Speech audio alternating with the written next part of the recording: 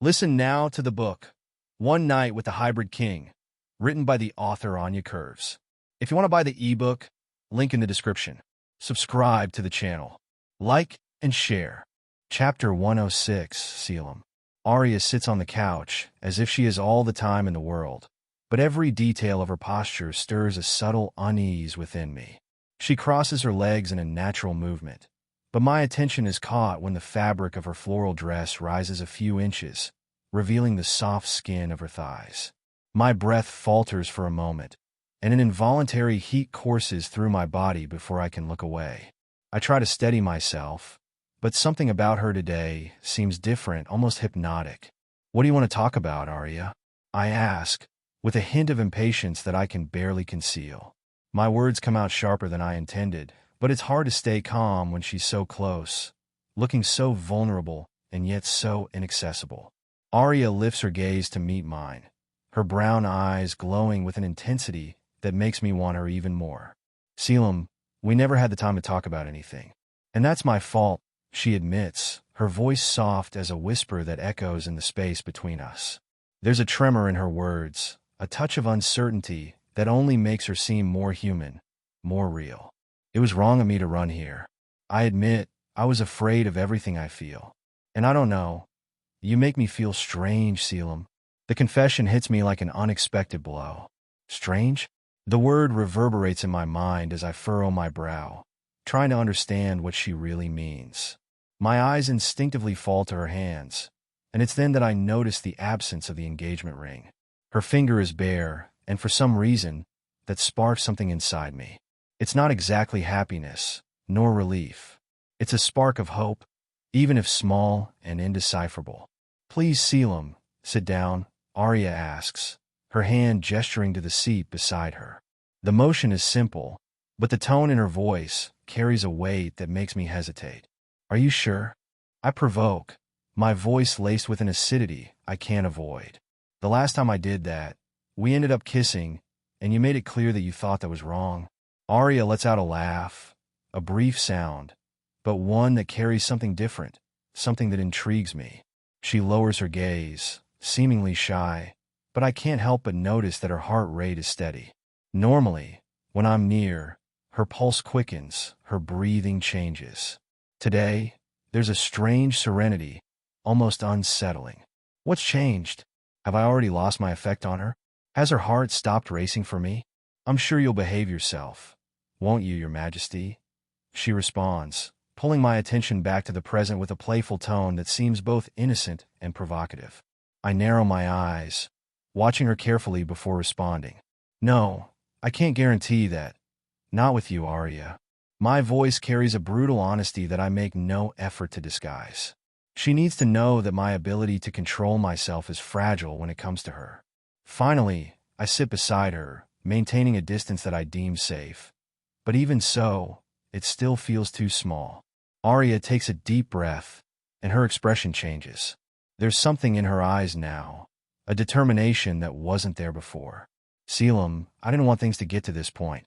I tried with all my strength to stay away from you, because you don't belong to me." Her words are filled with a tension that binds me. "I was afraid to give in to the feelings I have for you, because of Seraphina. But with everything that's happened, Asher's death, your brother's arrival, I realized I can't waste any more time being afraid," Aria declares, her voice carrying a palpable anxiety. The memory of Asher's death is still etched in my mind. Grief comes in waves, and the desire for vengeance grows stronger inside me, alongside the fear of losing more than I already have because of Drave and Seraphina. "Aria," I start, my voice lower than I intended.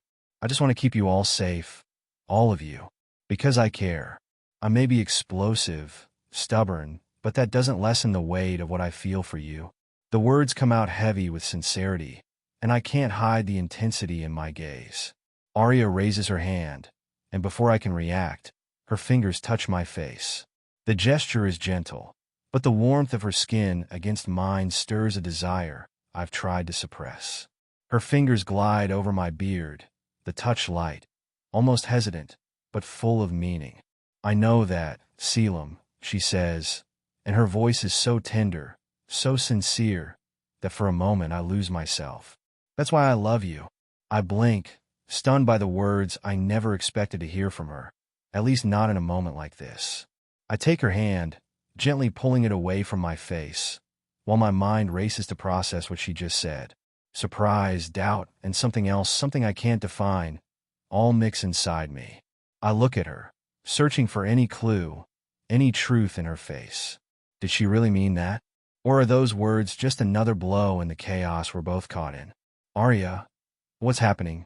I ask, concerned. What happened with Alexander and your engagement? For a brief moment, Aria's eyes widen, and I notice her heart leap in her chest, its beat irregular. Everything happens in a flash, and I see her face shift to a new expression, one that's softer, gentler. Caelum, I can't lie to you anymore. Not to you, not to myself, and not to Alexander, Aria responds, her voice thick with emotion. Alexander was my first love, a strong and defining love, but he broke my heart. I thought if I tried again, it would work. I would forget you, since you're still married, and live with Alexander. But I can't do that anymore. What I feel for you is too strong, Aria declares. Your fingers intertwine with mine, and Aria moves a little closer. I do the same, as if gravity itself were pulling me toward her. With my other hand, I cradle Aria's face, threading my fingers through the strands of her hair. I don't want to hold back my heart anymore, Caelum. I want you. I love you, Aria whispers, her lips brushing against mine. I lean toward her, and our lips meet. The kiss starts soft but quickly becomes something fierce, urgent.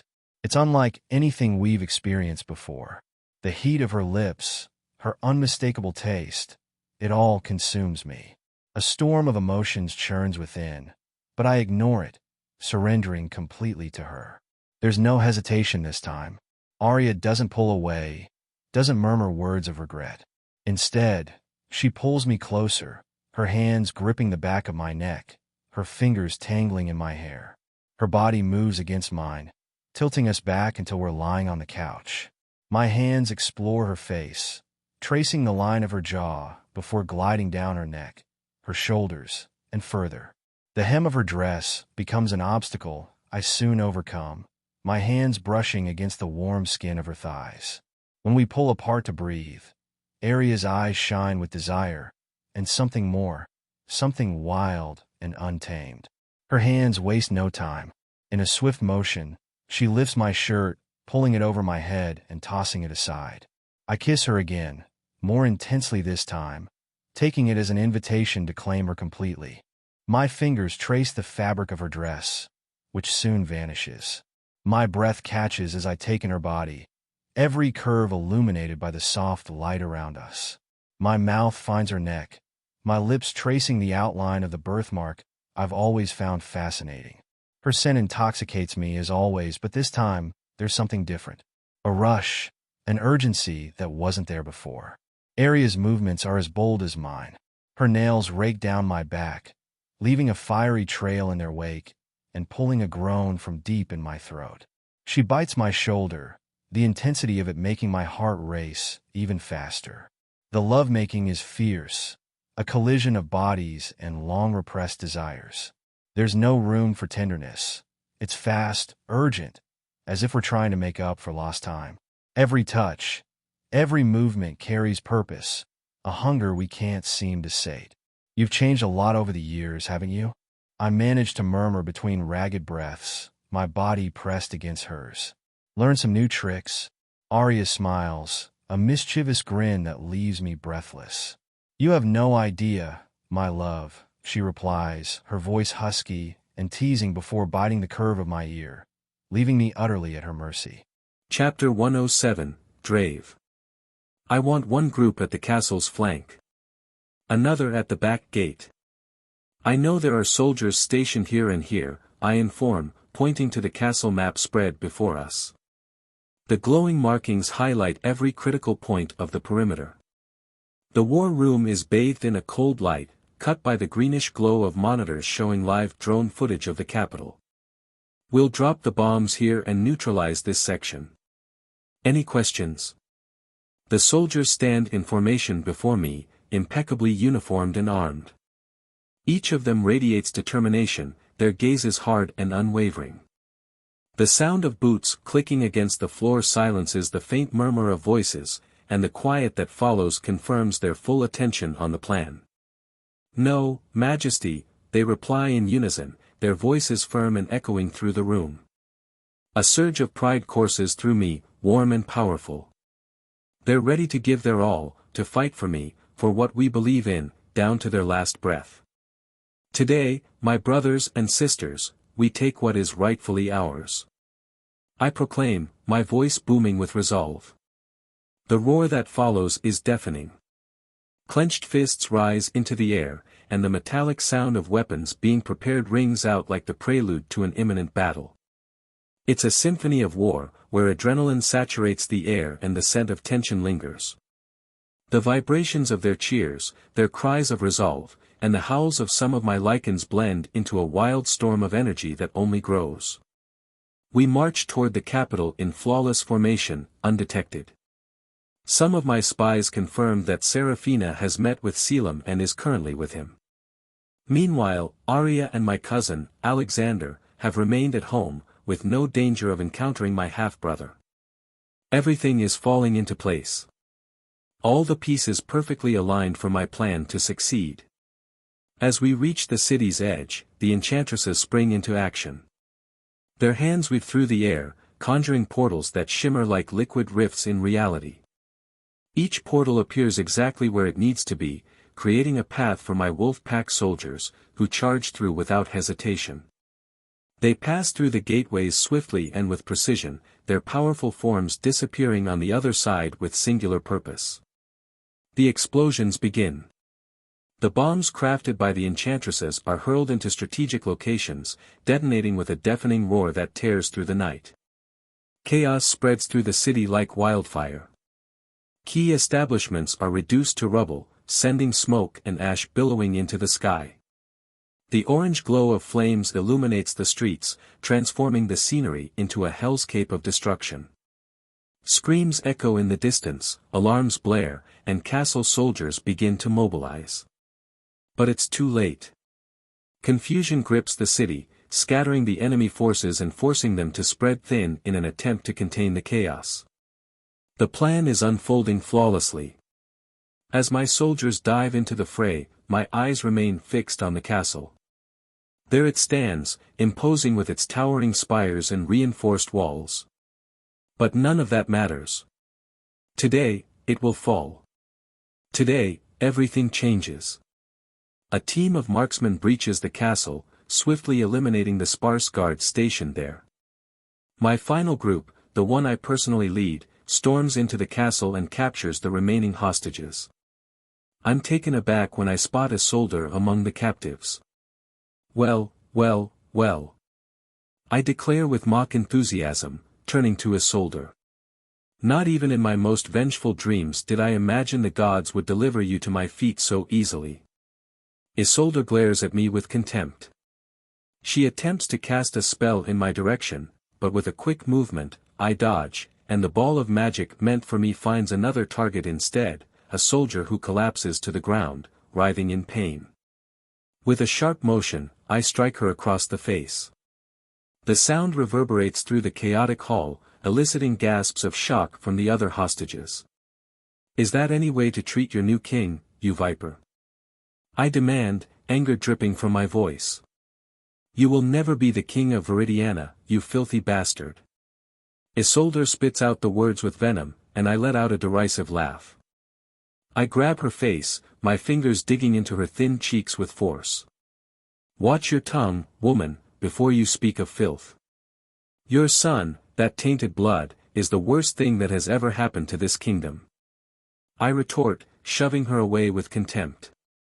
"Majesty, we've neutralized all the soldiers in the castle and set up the protections with the enchantresses. We're ready to begin the broadcast at your command," Fenrir reports with a serious tone. A triumphant smile spreads across my face at the news. Everything has gone exactly as planned, with no unforeseen complications or unnecessary casualties. In the background, I hear the sound of gunfire and the growls of a few werewolves still in their transformed states. But none of it matters. Nothing can interfere with what I've already achieved, the dominion that is now mine. With my right hand, Fenrir, by my side, I walk toward the throne room.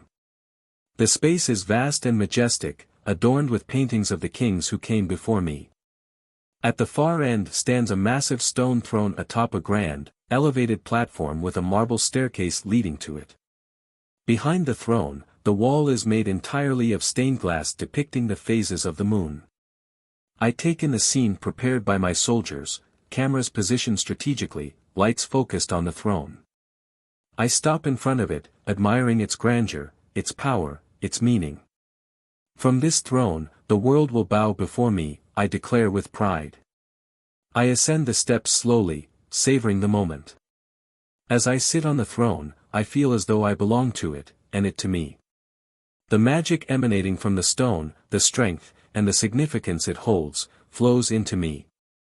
Moments later, Fenrir approaches with the crown my brother was once crowned with, a magnificent golden crown adorned with rubies and sapphires, tall and imposing. At its center rests a rare jewel, the moonstone. Fenrir places the crown on my head, and I feel its weight, heavy yet magnificent.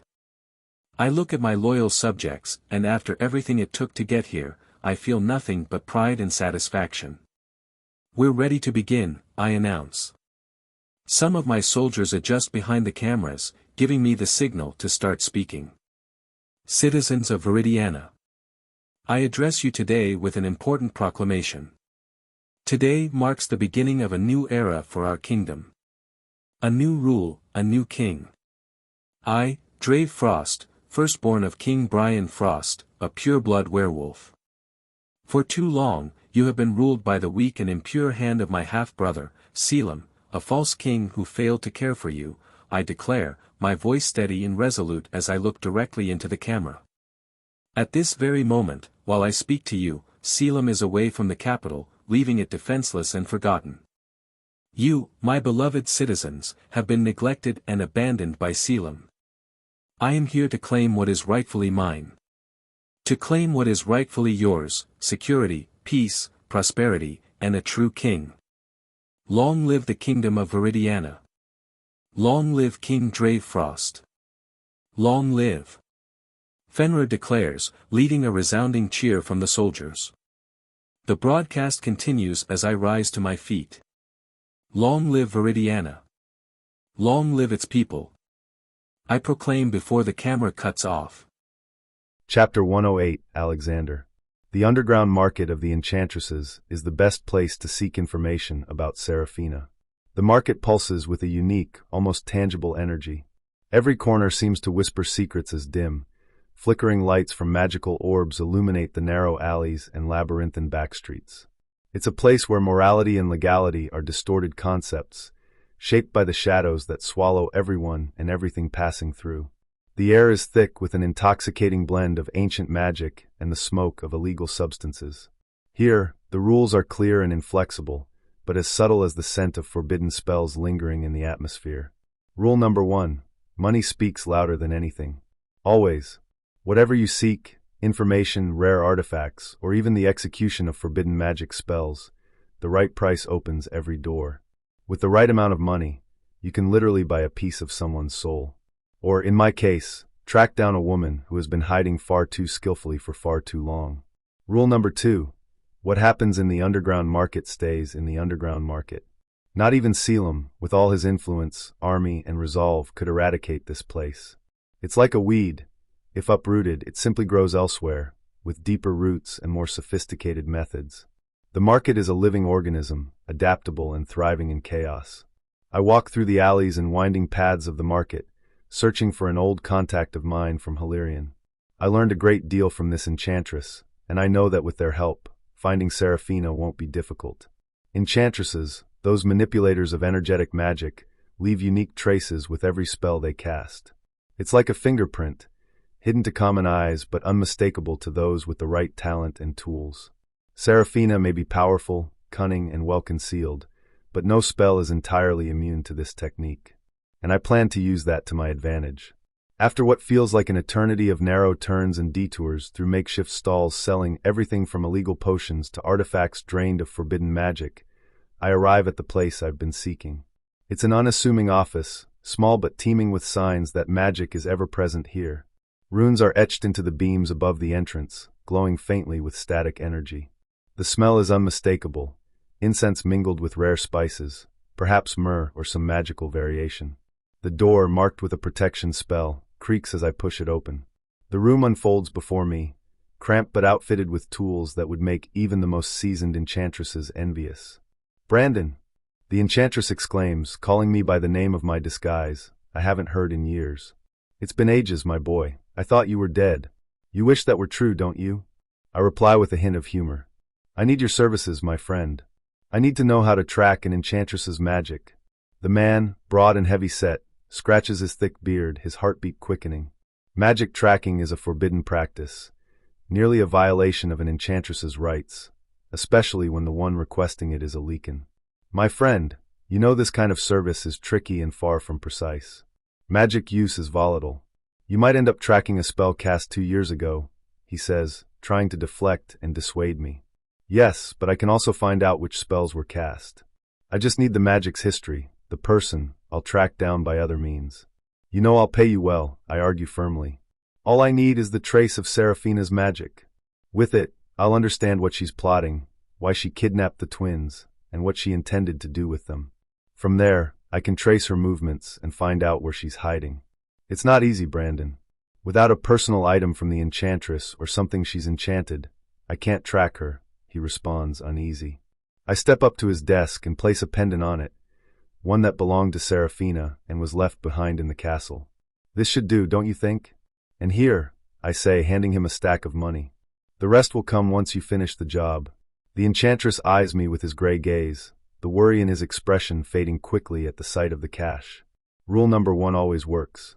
"In a few days, I'll have everything you need, Brandon," he replies, taking both the pendant and the money. "Just like old times, huh?" I quip with a grin. "I'll be back in 3 days, don't keep me waiting. You know I can find you, my friend." After my visit to the enchantress, I meet with several other contacts in the underground market, asking about Seraphina and whether she's been seen around. The reactions vary. Some give me wary looks, while others nod in silent acknowledgement, knowing it's better to cooperate than cross me. I order them to investigate all the routes and supply points that an enchantress like Seraphina might use. She couldn't have vanished completely, not with her ambition. Seraphina needs a place to practice her magic and strengthen her life force. There are plenty of forgotten, hidden places beyond the reach of lycans where she could be lying low. As the information begins to surface, an idea forms in my mind, like a shadow slowly gaining sharp edges. Seraphina is after power, there's no doubt about it. And who better than Drave to be her perfect ally in a plan for vengeance and conquest? He's an exile, a traitor who hates Caelum as much as she does. An alliance between them makes perfect sense. It's the most strategic and dangerous move she could make. The revelation strikes me like lightning. We've been recklessly splitting our efforts, each of us focused on a specific enemy, while ignoring the obvious. Drave and Seraphina could be working together. This possibility drives me to act with urgency. I decide to return to where Caelum is staying. When I finally reach his hotel, something unusual catches my attention before I even cross the street. A scent. A familiar, unmistakable scent. Aria. Her perfume is a blend of sweet and fresh notes, something that always leaves me unsettled. I wasn't expecting to find her here. Could she have come to speak with him about the children? It's a conversation that should have happened long ago. Despite the tension between them, they need to resolve this. But as I take a closer look, I see something that paralyzes me. There she is, standing outside the hotel next to Caelum. They're close. Too close. My vision narrows, every detail sharpening with cruel clarity. The way he holds her is almost protective, intimate. It's more than a casual gesture. It's something that reveals deep emotions. Romantic ones. My heart races, but it's not just that. Aria tilts her head toward him, and then it happens. Caelum kisses her. Fully. It's not a hesitant or unsure kiss. It's a kiss that seems to hold everything. Desire, longing, and above all, something I don't want to acknowledge, passion. My body stiffens. Every muscle freezes in place as my eyes remain locked on the scene. They exchange soft touches, small gestures that only deepen the chasm opening inside me. When Caelum smiles at her, and she responds with that smile, the one that has disarmed me so many times, I feel something inside me break. It's as if all the air has been ripped from my lungs. Finally, Aria steps away from him, reluctantly, but with a glimmer in her eyes that I can't ignore. She gets into a sleek black sports car, the engine purring softly before she disappears from sight. I remain frozen, as if my legs refuse to move. The silence around me is deafening, broken only by the sound of my heart, pounding erratically and painfully. My mind spirals in a storm of emotions: anger, sadness, betrayal. How could she do this? How could she look at him like that? Why? The questions hammer at my thoughts, but none have answers. Only a growing, relentless pain remains, as if the ground beneath me is crumbling, swallowing me into a void of despair. Chapter 109 Caelum.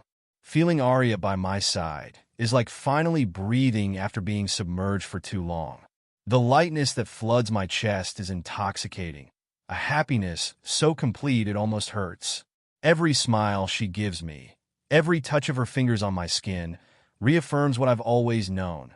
She's mine, as she was meant to be from the start, as if the universe had corrected a grotesque mistake. Sitting on the couch, I watch her pick up the dress tossed across the room, a remnant of the passion that consumed us moments ago. She moves quickly, but there's a grace in her movements that hypnotizes me. The soft light outside, filtered through the hotel windows, illuminates her brown hair in an almost ethereal glow. I need to get back to the children. They must be worried, she says, her urgency catching me off guard, though her tone remains soft, almost apologetic for having to leave. My chest tightens, but I don't let it show. Instead, I give her a light smile, trying to extend the moment. We could bring them here. I bet they'd have fun up here, I suggest, hopeful. The idea warms my heart. I want to meet them. I want to spoil them. I'll make them feel like the little princes and princesses they are. Aria lets out a laugh as she adjusts her hair in the mirror. Her brown eyes meet mine with an expression I can't quite decipher. For a fleeting moment, it feels like there's something in Aria that doesn't entirely belong to her. I try to push the thought away, but it lingers like a shadow at the back of my mind. Soon we'll all be together. I promise, my dear, she says, her voice full of tenderness. There's sincerity in her words, but also a hint of something I can't place. Before I can respond, she adds firmly, "But now I have to go." I stand and walk her to the lobby. The polished marble walls reflect the artificial lights, and there's a soft murmur of people coming and going, but all of it fades for me. My world is her. I hold her hands, reluctant to let her go, as the taxi she called pulls up to the hotel. We kiss, and the moment is intense, filled with desire and something deeper, something beyond words. It feels as if time has stopped, as if nothing could touch us while we're like this. I don't know how it took you so long to realize you're mine. I murmur against her lips, my hands firm on her waist. She smiles, but it's faint, almost melancholic. I don't know either, my dear. I don't know either. I return to the hotel, but the air feels different now. There's a palpable tension in the atmosphere, something that makes my skin prickle before I even understand what's happening. The scents in the air have shifted: anxiety, fear, panic. Employees and guests whisper among themselves, their eyes darting nervously. My brows knit together as I try to grasp what caused this sudden change. Then, I hear the volume of the television in the lobby increase, the urgent voice of the reporter dominating the space. I turn toward the screen, and what I see freezes me in place. It's my castle, my home, but it's under siege. The footage shows rebels advancing through the corridors I know so well, destroying everything in their path. Some have transformed into werewolves, their monstrous forms overpowering the soldiers attempting to resist.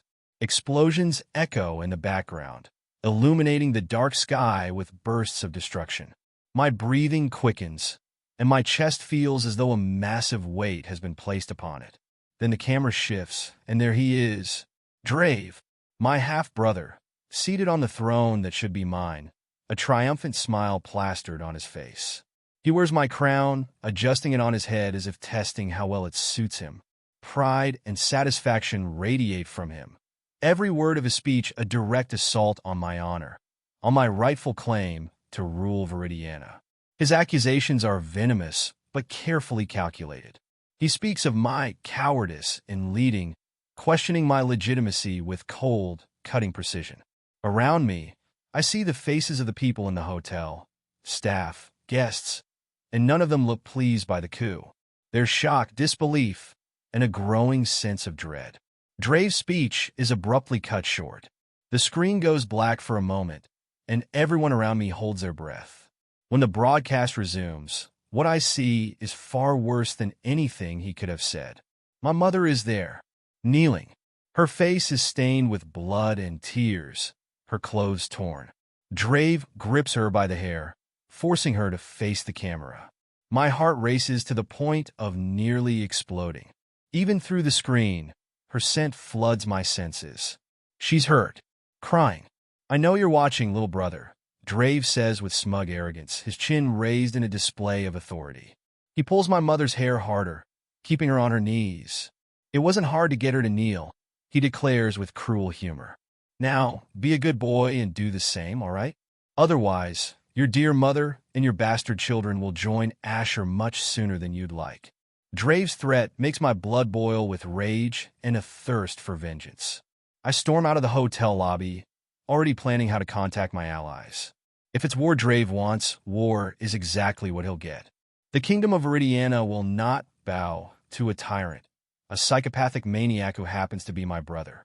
The image of my mother, humiliated in such a way, stirs the beast within me, urging it to take control and set things right. Back in my room, I begin reaching out to some of my allies outside Veridiana, trying to rally support. I need them now more than ever. I try calling Alexander, but he doesn't answer. For a moment, I forget that I just slept with Aria, that we shared incredible moments together, and that things between me and Alexander regarding her might get complicated. Aria never told me what happened between her and Alexander that ended their engagement, and honestly, I'd rather not know. What matters now is keeping her and the children safe. Alexander will always want the best for Aria. I'm certain of that. He must have seen the attack in the capital, which is probably why he's not answering my calls. My mind races so fast, it's difficult to organize my thoughts and objectives. With little else to do in the confines of a hotel room, I pack my belongings and leave. I need to head to one of our secret headquarters and strategize a way to drive Drave out of the castle and take him prisoner. Chapter 110, Aria. Keeping the children distracted from the chaos outside feels like trying to hold back a rising tide with my bare hands. The news is everywhere, every channel, every headline. The attack on the capital, Drave's coup, the destruction. The images of the usurped throne and the threats against my children's lives echo in my mind like an unrelenting nightmare. But here, within the four walls of our small rented house, I fight to create a safe space, a haven for Thorn and Aloan. I cannot let the dark world outside reach them. I won't. Can we go to the beach today, Mama? Can we? Thorn asks, his eyes alight with excitement. He holds up a drawing he just made, vibrant colors clashing against the monotony of the gray that seems to have settled over my life lately. My heart warms at his innocent enthusiasm, a spark of light in the midst of the darkness. Yes, my little angel. We can, I reply, running my fingers through his dark blonde hair, which gleams in the sunlight streaming through the window. But first, finish your homework, and then we'll get ready to go, okay? My voice is sweet, but my heart feels heavy. Making simple promises like this is the only way I can protect them from what's happening. Aloan, sitting on the rug with her toys scattered around her, looks up. Her eyes sparkle with the same excitement as her brother's. Can Alex come with us? He makes the best sandcastles, Aloan asks, her voice full of hope. I'll call him and ask, okay? I say, smiling at her, though something inside me tightens. It's been 2 days since I last heard from Alexander. He left to investigate Seraphina and has simply disappeared. The silence weighs on me like a stone. I grab my phone and glance at the missed calls I've made to him. The anxiety that something has happened to Alexander threatens to overwhelm me.